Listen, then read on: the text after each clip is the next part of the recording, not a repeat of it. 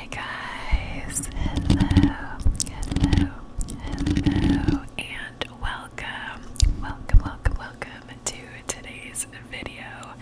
So, for today, I'm going to be telling you all about the books that I read this month, and this little series has very quickly become one of my favorite parts about my channel, because I genuinely love to read these days, and I also just like to talk about books, so perfect combination, right? So the first book that we're going to talk about is the first one I read this month.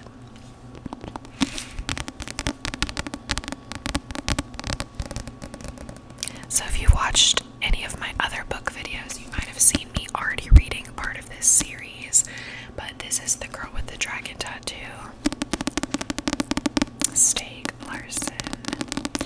So this book is actually the first of the series, and I took it upon myself to read the second one first on accident, and I got it at Goodwill. I've already said this stuff a bunch of times, but if you're new to these videos, this is the backstory.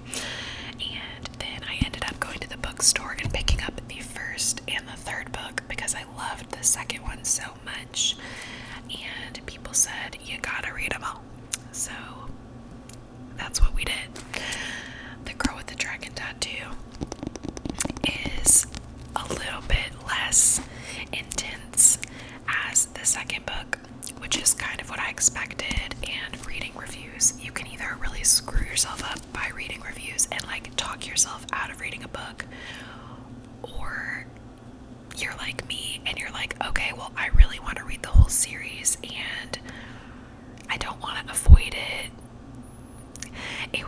It wasn't like a super big letdown kind of book, but I'll describe it a little bit. So the second book was a lot more action-packed, action-filled, and the main character, her name is Lisbeth Salander, and she kind of is not very present in this book as much as she is in the second book. This book is more, I believe the guy's name is Blomkvist, and he is an investigative journalist kind of vibe out here, and he is kind of like the primary person in this whole book, and he's having to work with this wealthy family to kind of uncover the truth of a mysterious murder. The guy thinks it's a murder of his daughter, or like one of the family members, one of the rich little girls. What can you say? So this guy is hired. He's taken away from his journalistic realm of this place called Millennium. He's taken out of there and he's paid a very large sum of money. I think it's like the equivalent of like $2 million essentially. So it's something he can't really turn down, to be this old guy's private investigator on this case that was closed 30 years ago. So like, it sounds good and it sounds really interesting, but I feel like the part that made it kind of boring to me in comparison to the other book, the second book that I read, which is called The Girl Who Played with Fire, I think it's called. Yeah, these are the other books back here. So this book, the scenery and the setting was kind of all over town and like chasing people around, chasing people down, and it was a lot more action-packed and a lot more was happening back to back, whereas in this book the primary setting is like the office of Millennium, the journalistic place, and then this guy's like land that he lives on, this old man and their rich family, and it's all kind of in one area. There's not a ton of like picking up and having to run and hurry and go because it's a mystery. They don't know what's going on, so it's a lot of like, it seems like behind the desk kind of work. So it's a lot slower paced, which honestly, going into it, I was kind of expecting that because of the review that I read about, is it necessary to read them in order? The person was like, yes, you need to fully understand, the relationship between Blomkvist and Lisbeth Salander. And we do get some background of that a little bit in here. not really come into her own yet. She's not really her own full-fledged character yet, where she feels like she has authority over herself. She's still like, she's a very troubled teen, is like kind of the vibe that I'm getting. She's not a teenager, but she just like kind of gives that like angsty energy of like, fuck you, I don't have time for you.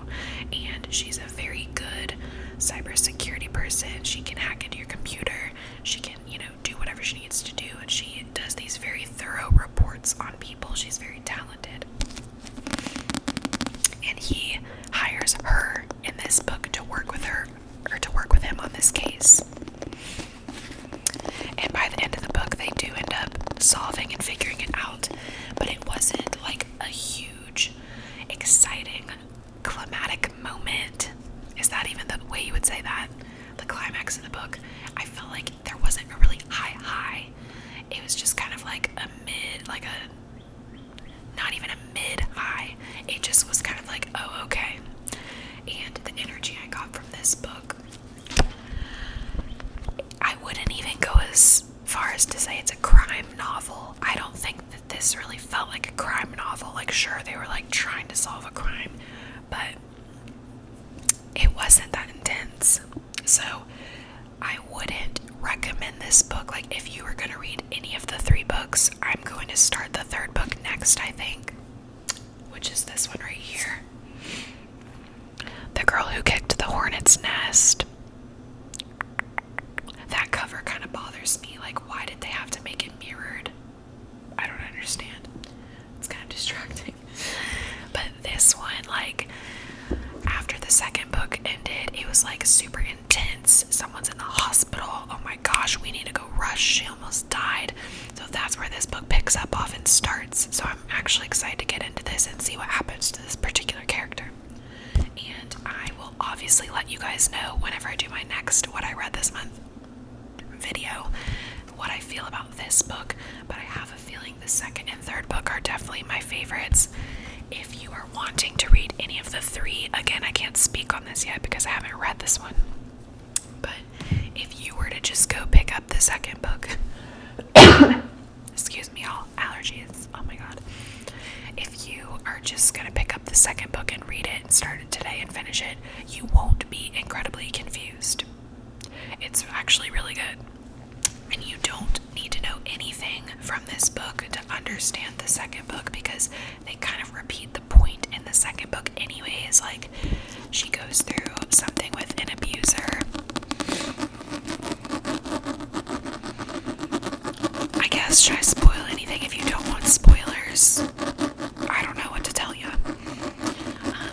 It's not like that critical to the plot or anything, but this girl's abuser, Lisbeth Salander, he is sexually assaulting her and bothering her and just like being a nuisance and all these different things. And she tattooed on his body, like she chained him up to a bed or something to like keep him trapped, and then she tattooed on his body like, I am a sadistic pig and rapist, or something like that, from his entire like top of his chest to like his crotch. Okay, so his chances of ever being with a woman and being respected, she thinks because of this act is like she's taking that away from him and she has power and control over him. So she like does that to this guy. But like they repeat that in the 2nd book, even though it happened in the 1st book. You see what I'm saying? So it, like, for me to go back and read this one, I was almost like, oh well, I already knew that because I already read that in the 2nd book. So it wasn't like anything about this was super new and thrilling and exciting. The other angle to this is that there's a lot of different family members. Like, they have a family tree in here to try to like describe all the people and everything like that. I think the energy of this book felt obviously slow, but I'm trying to think, like, there's like a TV show that I'm trying to reference, like Criminal Minds. But after you've watched Criminal Minds over and over and over again to the point where you're like actually really bored and you're like, okay, well, nothing's scary. Like, first of all, I don't think Criminal Minds is like that scary. I've watched it like a while ago, so I don't really remember all that much, but it didn't feel like it was like like really anxiety inducing, like jaw-dropping thriller. It just kind of became like a comfort show and repetitive, and you're almost like spacing Netflix for like weeks straight type vibes. That's kind of the point that I felt with this. So, I don't know. It was like harder to get through, I'd say. This one was 590 pages, I believe.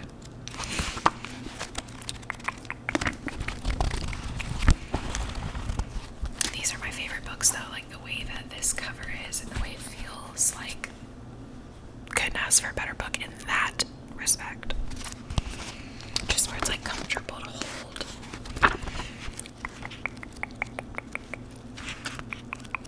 Yeah, $5.90. So, not worth it. Second book, very worth it. Please read it. It's been my favorite book as of recent. Like, since I started reading books again, I'd say that one was like probably my favorite. Okay, next book. Because, y'all, I just can't. It sucks whenever a book is like kind of disappointing. You're like, oh, whatever. And like, that's a lot of pages, like 590 pages. But I can't give up on a book either. I'm like, I don't want to quit. You know? It just feels good to know it's done.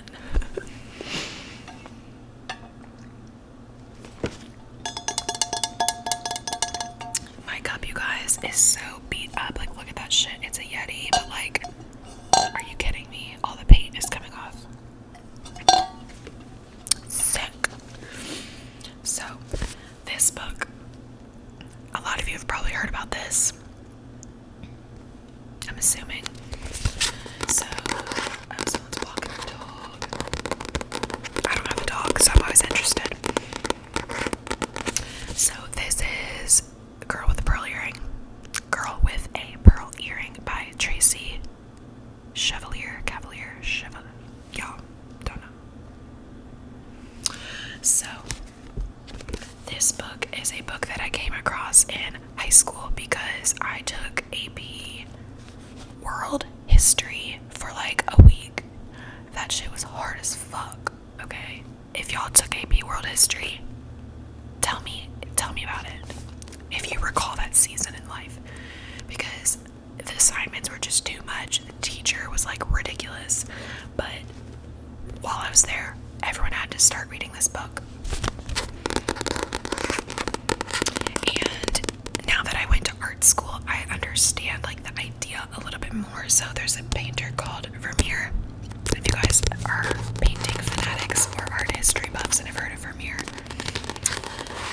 Vermeer is a well-known artist, painter, and this book is supposed to be like a drawn-up vision idea of who this girl is in his painting, and they kind of try to come up with a storyline. This woman comes up with a storyline of who this woman is. So that's the basis of the book.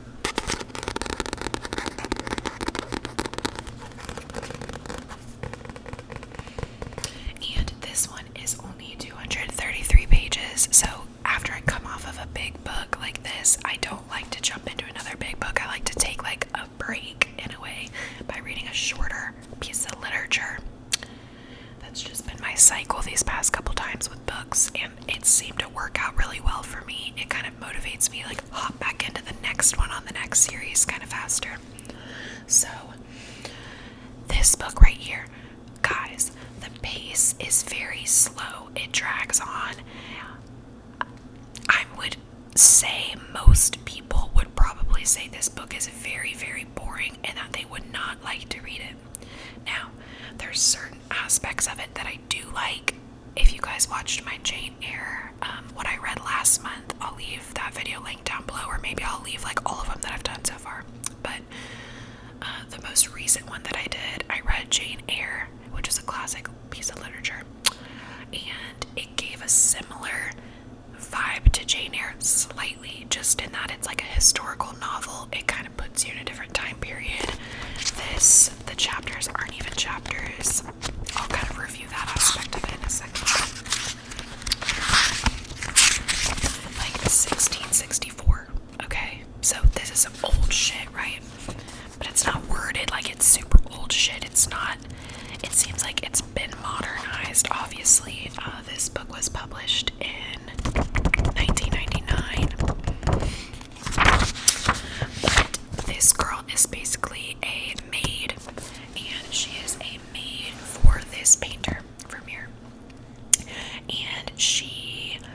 helping him out in the studio, but that's kind of a little bit of a later development. She's hanging out with the family. She's having to do clothing related tasks, laundry by hand, going to the butcher's market, the meat market, whatever they call it.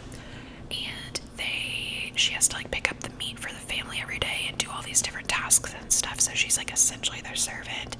But there's all these paintings laying around this house, and there's like a crucifix one at the end of her bed. It's creeping her out. She's not sure about it. Her family is poor. I believe they're Catholic, and they're just kind of like worried about her at this job and with this family, and they know it's like a well-renowned, like world-renowned important painter kind of guy. So like they want her to do this job, but they're realizing like their sweet baby daughter is like slipping away from them, and she's growing further and further apart from them. Her dad is blind.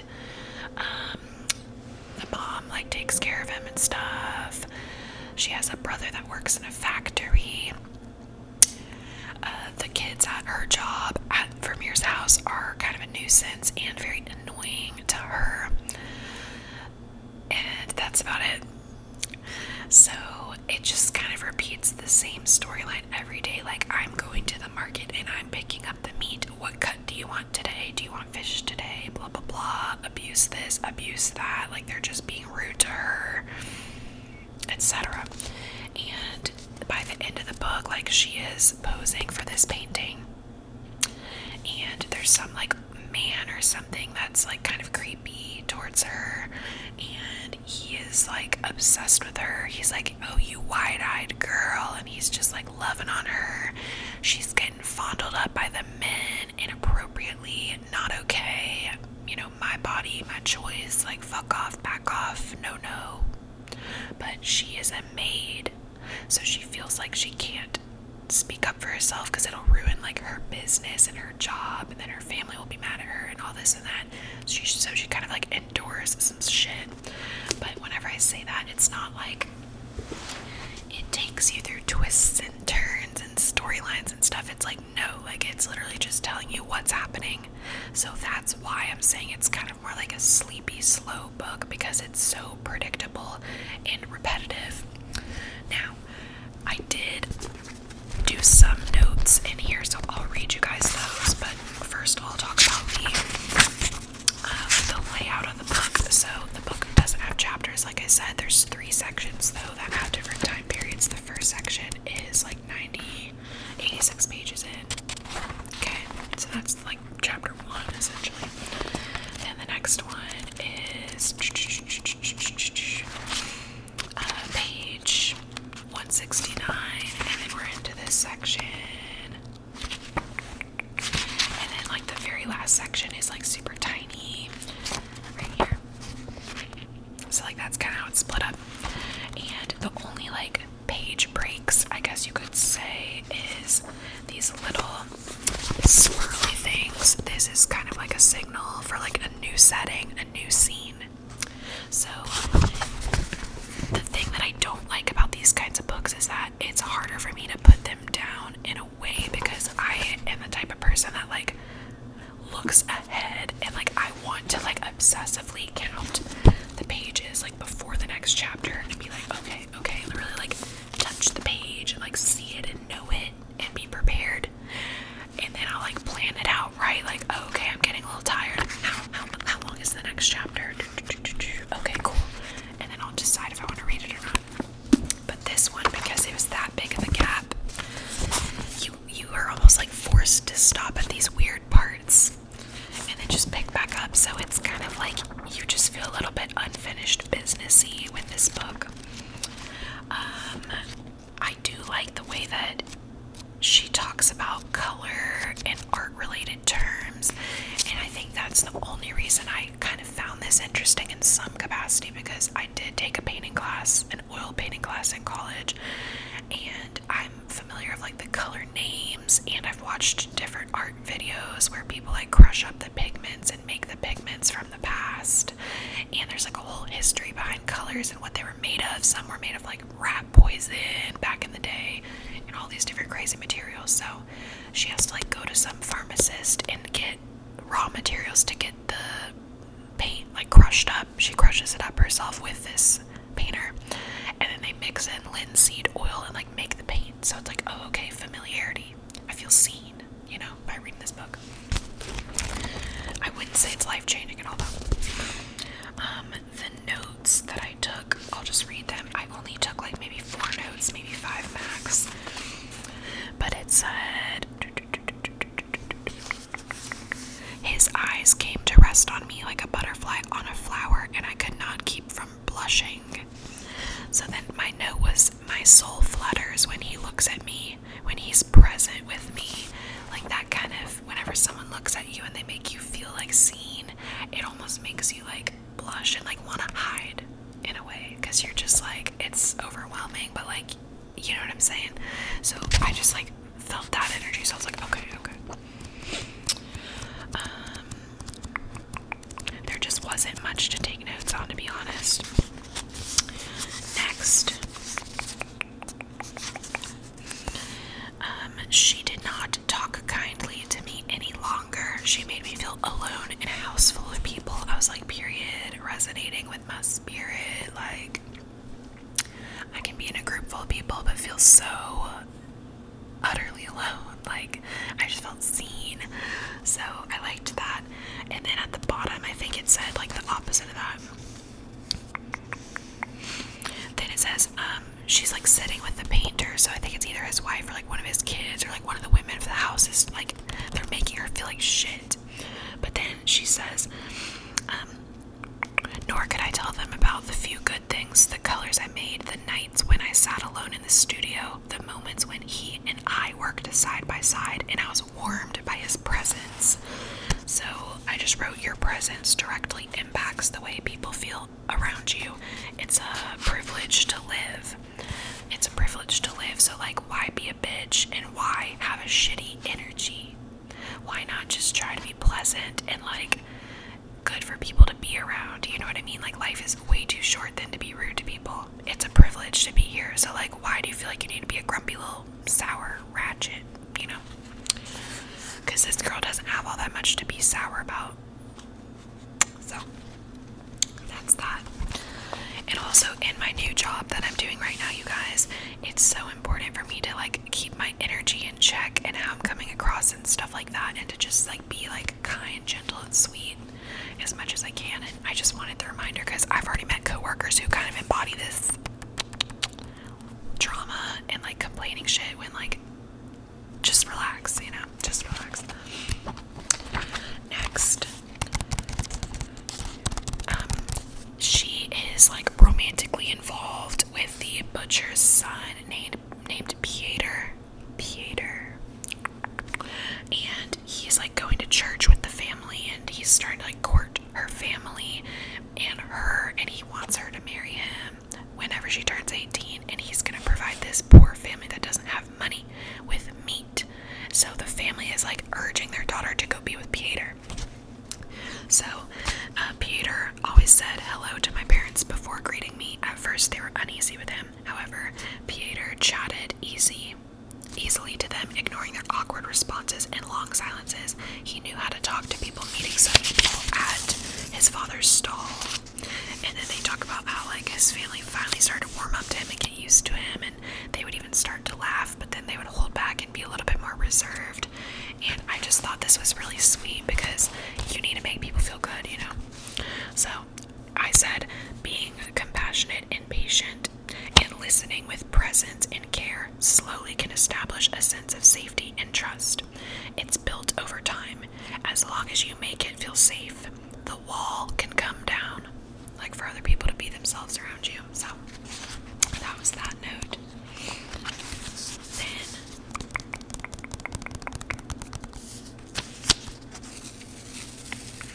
she's like, she wears a cap over her head all the time, and she's telling her man that she's like, no, like, don't look at my hair, like, don't, blah, blah, blah, blah.